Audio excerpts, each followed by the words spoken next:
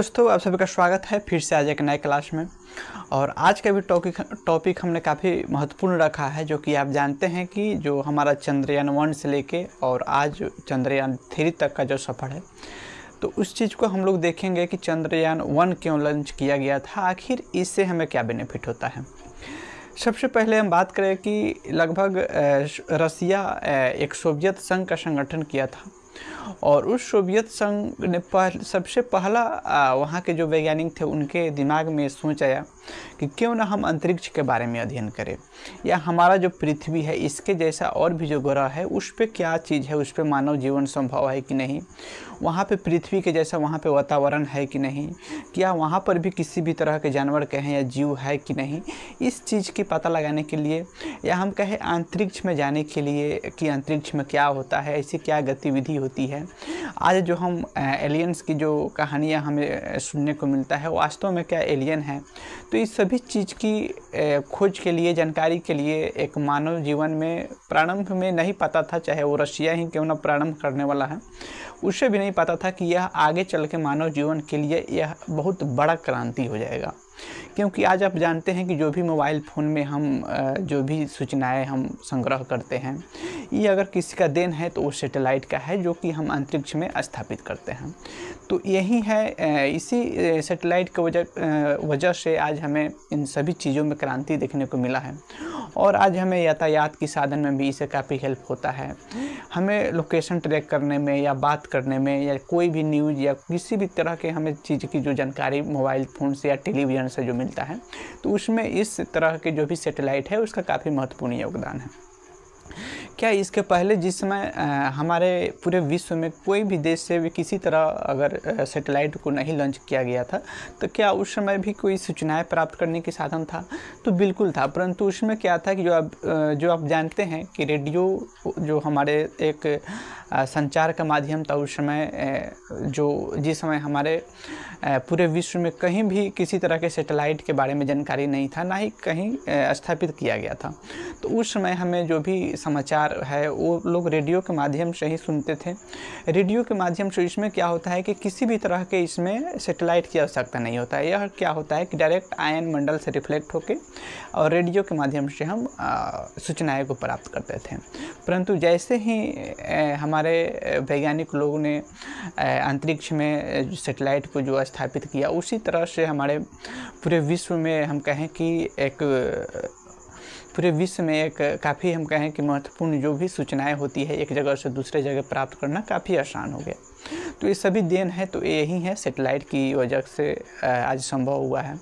तो इसके बहुत सारे भी एक योगदान है, तो परंतु उस चीज़ को नहीं देखें हम लोग, सिर्फ आज चंद्रयान 1 जो मिशन है उस चीज़ को हम लोग आज देखेंगे कि चंद्रयान 1 जो मिशन था इसमें हमें क्या जानकारी मिला, चंद्रमा के जो कक्ष पे जो सैटेलाइट गया था तो वहाँ से क्या जानकारी लेकर हमें हमारे जो पृथ्वी पे जो वैज्ञानिक था उनको क्या सूचनाएँ मिला।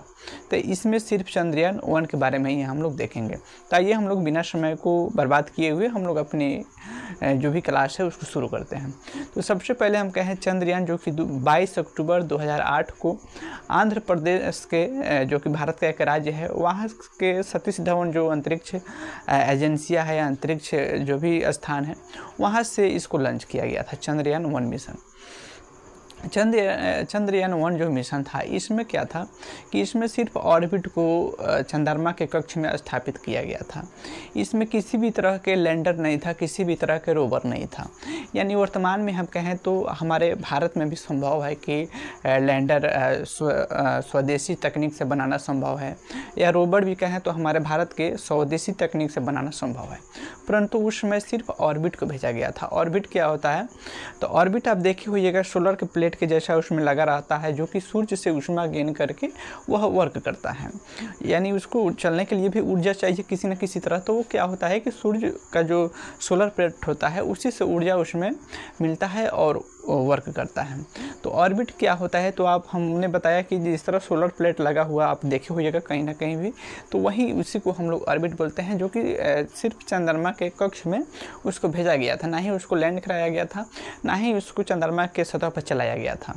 यानी अगर हम वर्तमान में जब कहें तो वर्तमान में हम जो चंद्रयान 3 जो लॉन्च किया गया था, इसमें हम कहें तो ऑर्बिट भी भेजा गया था, उसको लैंड यानी सॉफ्ट लैंडिंग, हार्ड लैंडिंग भी होता है। हार्ड लैंडिंग में क्या होता है कि किसी तरह अगर आप लैंडिंग करा देते हैं तो उसमें किसी भी तरह का खराबी आएगा तो फिर वहाँ से क्या होता है कि सूचनाएं मिलना बंद हो जाता है। उसी तरह हुआ था चंद्रयान 2 में, जो कि लैंडिंग जो हुआ था उसमें हार्ड लैंडिंग हुआ था, और मात्र बहुत कम समय से चंद्रयान 2 से जो कनेक्शन था वो भंग हो गया था वैज्ञानिक से, जिसके वजह से क्या हुआ था कि पूर्णतः चंद्रयान 2 जो था वो असफल हो गया था।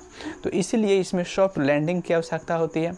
उसके बाद रोवर आप देखे होइएगा कि पहिया के टाइप से लगा रहता है पहिया, और वो चंद्रमा के सतह पर जब चलता है तो वहाँ की मिट्टी में कौन कौन से लवण है, कौन से खनिज है, और वहाँ पे क्या चीज़ें उपस्थित है, उस सभी चीज़ों को बताने में सक्षम होता है। तो चंद्रयान 1 में सिर्फ ऑर्बिट भेजा गया था, ना ही उसमें लैंडर था और ना ही उसमें रोवर था। ये आप ध्यान रखिएगा क्योंकि ये भी काफ़ी ज़रूरी होता है।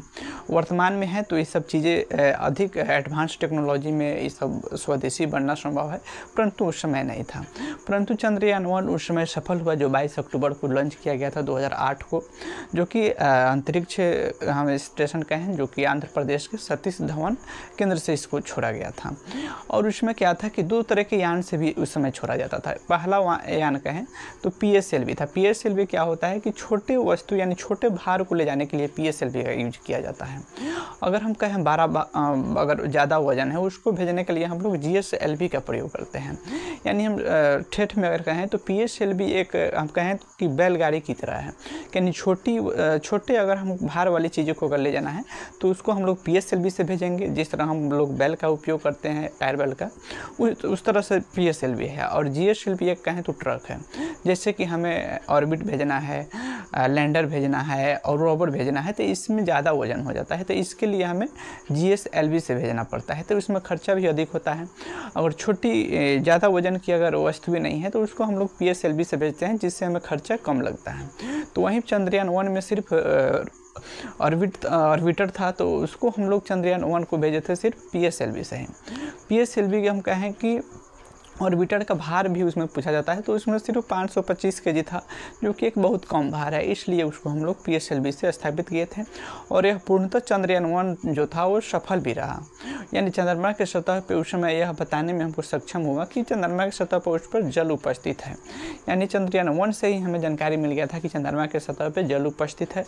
हो सकता है भविष्य में कभी मानव को भी वहाँ जाने की आवश्यकता हो तो मानव भी वहाँ पर जा सकता है। वहाँ पर और भी बहुत सारी चीज़ें के बारे में अध्ययन करना अभी भी बाकी है, परंतु उसके लिए हम लोग चंद्रयान 2 भेजे, चंद्रयान 3 भेजे, आगे भी बहुत सारी योजनाएं बन रहा है, जिसके वजह से वहाँ पे कुछ ऐसी भी जानकारी हमें मानव जीवन के लिए मिले जो फ्यूचर में भविष्य में हमें मानव जीवन के लिए काफ़ी उपयोगी होगा। तो ये रहा चंद्रयान 1 से संबंधित जानकारियाँ। बाकी आपको ये जानकारी कैसा लगा, आप अपना भी राय इसमें बताना मत भूलिएगा। फिर मिलते हैं हम कोई नेक्स्ट वीडियो में कोई नेक्स्ट जानकारी लेके। अभी के लिए हम विदा चाहते हैं। जय हिंद, जय भारत।